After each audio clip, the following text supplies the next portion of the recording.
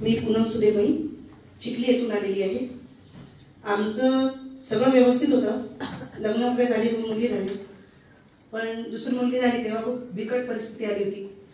तर स्वामी सेवा तर आम्ही त्यानंतरच सुरू केली। आमचे काका सासरे आहेत, ते म्हणायचे एकदा नारायण नगबरी कर। कशासाठी? तर आमच्याकडे अपघाती मृत्यू झालेले आहेत, छोटी मुलगी, त्यानंतर लेडी जेंट्स ॲक्सिडेंट वगैरे असे बरेच प्रकार झालेले आहेत।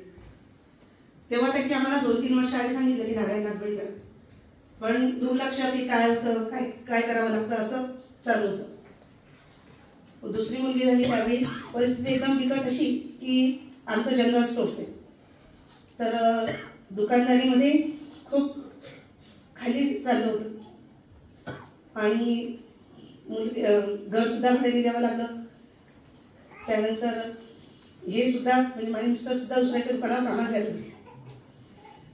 अशा परिस्थितीमध्ये आम्ही थोडंसं स्थिर राहिलो। त्यानंतर परत 2 वर्षांनी आम्हाला काकांनी सांगितलं की तुम्ही करा तर तरी एकदा। मग आम्ही 2019 मध्ये नारायण नागबली पूजा केली। त्यानंतर परिस्थिती अशी बदलली की आम्हाला कुठेही जायचं काम नाही, आमचं घर आणि आमचं दुकान व्यवस्थित चाललं। त्यानंतर मला 2011 मध्ये जॉब लागला आणि आमची दुकानदारी पण व्यवस्थित झाली। बऱ्याच अडचणी येत गेल्या, पण स्वामींवर सगळं टाकत गेलो।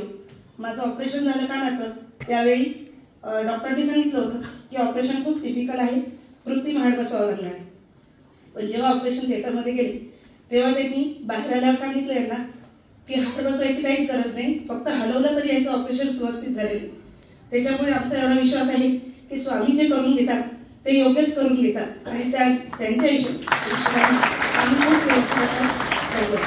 व्यवस्थित श्री स्वामी।